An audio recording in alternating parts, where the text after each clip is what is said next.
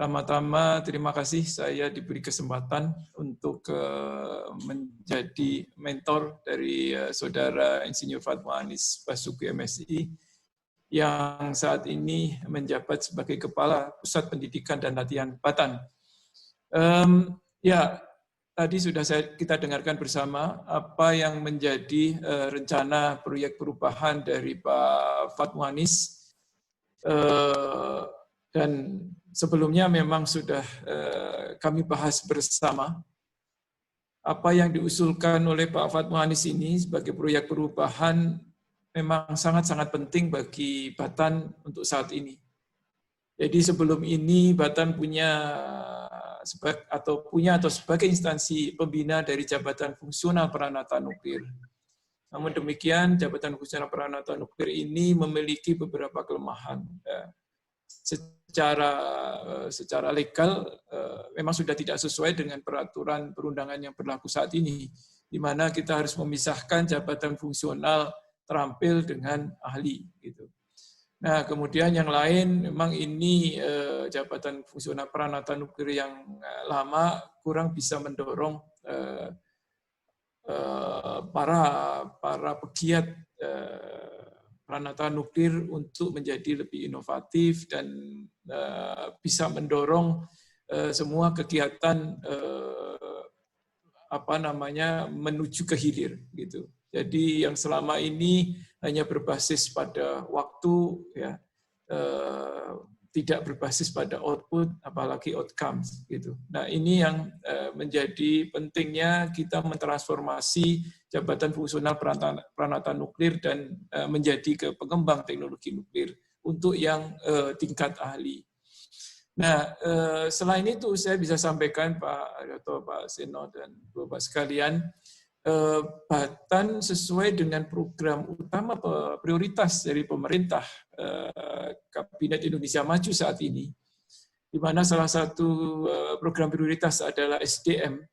Batan juga menjadikan peningkatan kualitas SDM itu menjadi salah satu pilar strategi untuk jangka 5 tahun ke depan. Karena saat ini Batan itu mengalami gap kompetensi, gap pengetahuan antara yang senior dengan junior. Sehingga kita butuh mempercepat, mendorong teman-teman yang lebih junior untuk bisa mengisi kekosongan yang ada di tengah. Caranya bermacam-macam, dan salah satunya adalah melalui perubahan jabatan fungsional ini. Karena itu tadi, jabatan fungsional ini kita harapkan nanti akan lebih mendorong para pejabat fungsional peranata nuklir atau pengembang teknologi nuklir persisnya itu menjadi lebih inovatif, ya, karena didorong tidak lagi seperti yang lampau hanya berdasarkan waktu jam kerja mereka, tetapi lebih pada output. Gitu.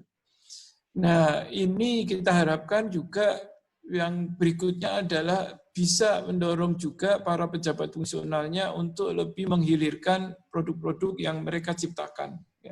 Tidak hanya berhenti sebatas di laboratorium, sehingga tadi di dalam judulnya Pak Fatma Anies kan ada untuk diantaranya untuk menghilirkan dan meningkatkan pendayagunaan hasil-hasil iptek nuklir. Nah ini juga penting bagi Batan karena selama ini hasil-hasil iptek nuklir belum banyak dikenal oleh masyarakat. Padahal kalau kita lihat di lab-nya itu sudah menumpuk, gitu ya, sudah menumpuk hasil-hasil yang memang selama ini hanya berhenti di lab.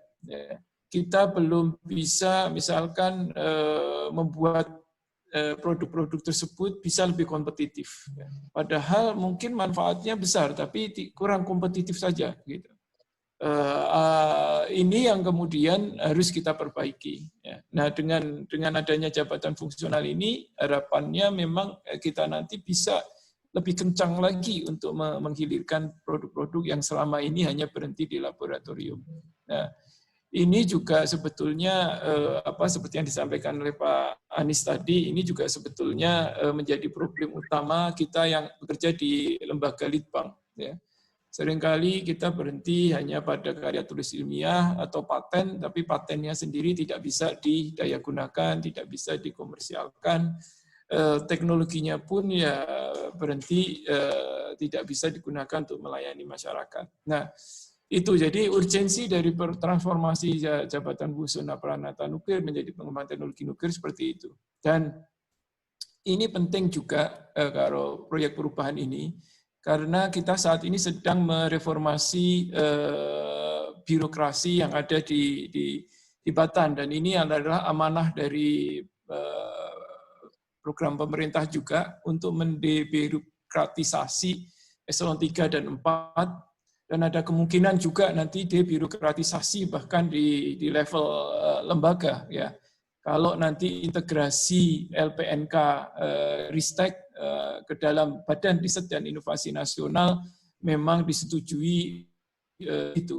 Sehingga tapi tahap yang sekarang adalah di level pejabat administrator dan pejabat pengawas, dan keberadaan jabatan fungsional pengembang teknologi nuklir ini penting karena ini nanti akan banyak dari teman-teman yang berasal dari pejabat administrator dan pengawas akan bisa masuk ke dalam jabatan fungsional pengembang teknologi nuklir. Yang itu kita jadwalkan kan harus selesai di akhir tahun ini, gitu. Nah, sehingga proyek perubahan tadi, milestones yang penting dari kegiatannya proyek perubahannya Pak Anies ini nanti adalah terbitnya peraturan Menpan sebelum akhir tahun, kita harapkan seperti itu. Nah, ini milestones yang penting yang tadi Pak Anies juga bilang, potensi risikonya atau potensi kendala yang ada juga cukup besar. Tetapi saya tahu sejauh ini Pak Anies dan kawan-kawan sudah banyak melakukan diskusi dengan pihak Kemenpan dan juga pihak Kemkumham. Mudah-mudahan nanti dalam waktu dekat itu bisa didorong, ya, peraturan Menpannya bisa terbit, kemudian juknisnya juga sudah ada.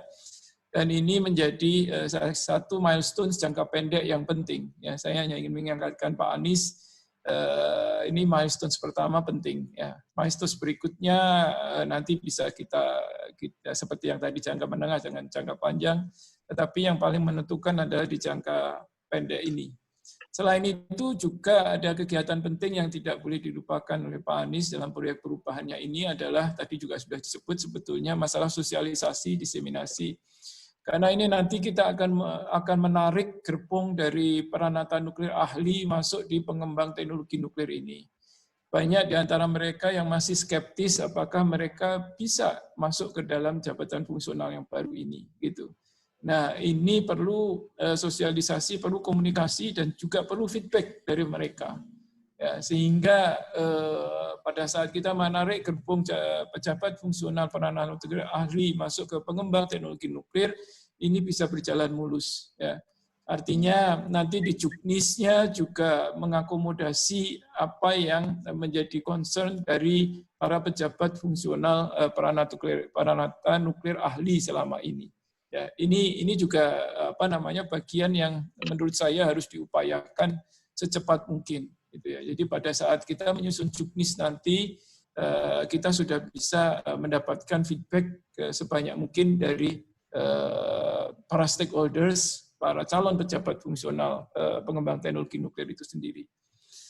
Begitu saya kira Pak Haryoto komentar saya. Jadi pada kesimpulannya adalah rencana proyek perubahan ini memang penting bagi Batan, tidak hanya bagi Batan karena jabatan fungsional ini nanti juga bisa dimanfaatkan oleh teman-teman di luar Batan, terutama yang selama ini bekerja di dunia kedokteran, kemudian di industri yang banyak juga menggunakan teknik nuklir. Maka kita berharap bahwa proyek perubahan yang diusulkan Pak Anies ini bisa berjalan sesuai dengan rencana yang sudah ditetapkan. Saya kira itu Pak Haryoto apa yang bisa saya sampaikan di kesempatan ini. Terima kasih. Assalamualaikum warahmatullahi wabarakatuh. Waalaikumsalam. Selanjutnya silakan Pak Seno. Terima kasih. Assalamualaikum warahmatullahi wabarakatuh.